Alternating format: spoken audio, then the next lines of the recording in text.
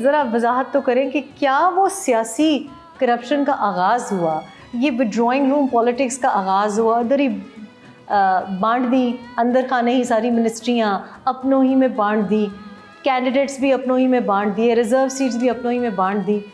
تو یہ نظریہ پاکستان تو بڑی دور کی بات ہے. مطلب اب تو جو ایک نظریہ انسان کا جو انسانیت کا بھی ہوتا ہے, اب آپ دیکھیں یہ ہو کیا رہا ہے. تو لیڈرشپ کا تو فقدان سب کہتے ہیں, لیکن لیڈر عوام بھی اپنے میں سے تلاش نہیں کرنا چاہتی. لیڈرشپ کا فقدان ایک لوور لیول پہ, ایک مڈل کلاس طبقے میں بھی ہے, جہاں وہ ان سپرفیشل ایمٹی لوگوں کو لیڈر ماننے کے لیے تیار بھی ہیں. آپ کا سوال اتنا بھرپور ہے کہ کئی کہانیاں مجھے یاد آ گئیں, سنائیں. اور کہانیوں سے ہی کہانی آگے چلتی ہے. بالکل. مہاتیر محمد کا آپ کو یاد ہوگا, اپنی آٹوبایوگرافی میں لکھتے ہیں کہ میں جس بستی میں رہتا تھا وہ پسماندہ بستی تھی, انڈر ڈیولپ تھی, ڈپریس تھی. یہاں کوئی بچہ قابل ہوتا تھا, کوئی ڈاکٹر بن گیا, کوئی انجینئر بن گیا, کسی نے 4 پیسے کما لیے. بیچ میں ایک کالا پل تھا, نیا شہر تھا, وہاں امیر بستے تھے, تو وہ یہاں سے نکل کے وہاں چلا جاتا تھا. کہتے جب میں ڈاکٹر بنا تو میں نے فیصلہ کیا کہ میں اس امیر بستی سے بہتر اپنی بستی کو بناؤں گا. یہ وہ فیصلے ہیں جو قوموں کو عروج پر لے جاتے ہیں. اب دیکھیے, قائد اعظم کے پاس کوئی دولت کی کمی تو نہیں تھی, مگر قائد اعظم ایک دن میں نہیں بنے. قائد اعظم کی پہلی تقریر جو ہے وہ مسلم اوقاف کے حوالے سے ہے. اور جہاں تک ڈیموکریٹک رویے کا تعلق ہے, جب پہلی بار ہوم رول کے حوالے سے کانسٹیٹیوشنل کمیٹی الیکٹڈ کانسٹیٹیوشنل یعنی اسمبلی بنی, تو قائد اعظم علیہ الرحمہ بمبئی سے 1909 میں اس کے الیکٹ ہوئے اور 1947 تک الیکٹ ہوتے رہے. کیا وہاں پر غیر مسلم نہیں بستے تھے؟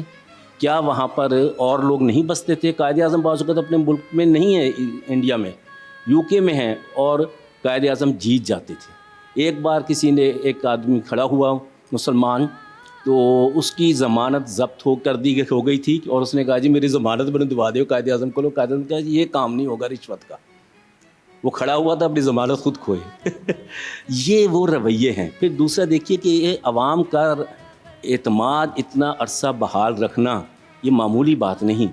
لیکن اس میں وہی سوال دوبارہ کہ ایک فائن لائن ہے نا, کہ اب بھی آپ کو لگتا ہے کہ ایک کلٹ فالوئنگ ہے, اور یہ اکراس پارٹیز اب یہ ٹرینڈ اڈاپٹ کیا جا رہا ہے کہ آپ اپنے لیڈر کو کویسچن بھی نہیں کر رہے. سو اب یہ ایک پارٹی تک بھی مخصوص نہیں ہے.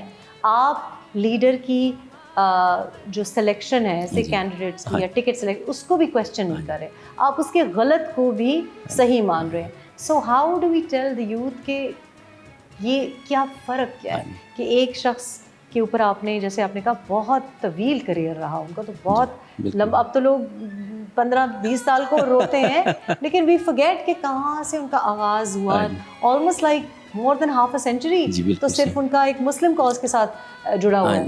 اس میں یہ ہے کہ ہندوستان میں ہندو مسلم کشمکش یہ ایک ایسا کانفلکٹ اور ڈائلیما ہے جو رول آؤٹ نہیں ہو سکتا. اس کی ایک بہت بڑی مثال یہ ہے کہ جب قائد اعظم نے اورنگزیب اسٹریٹس میں اپنا گھر بیچا, اور وہ پارٹیشن کے بعد بھی بکا, تو اس کو اپنے جو قائد اعظم سے دوستی کا دعویٰ کرتے تھے ہندوستان ٹائمز کے مالک ڈالمیا کرشنا, انہوں نے جب وہ گھر لیا تو اسے پوتر کرنے کے لیے گاؤ ماتا کے موتر اور گوبر سے صاف کیا پورا گھر. پھر اس کے بعد وہاں پہ گو رکشا سینٹر بنایا فار دا ہول انڈیا. یہ کانفلکٹ ختم نہیں ہو سکتا. آج کل کے پگمیز 2 سال بعد 22 سال بعد بن کے آ جاتے ہیں. یہ میڈیا سیلیبریٹیز ہیں, میڈیا سیلیبریٹیز کبھی قائم نہیں رہتی. اگر 25 یعنی 2 کروڑ کی لاہور کی آبادی ہے, اگر آپ 2000 بندہ بھی لے آئیں تو کیا وہ ریپریزنٹ کرتے ہیں؟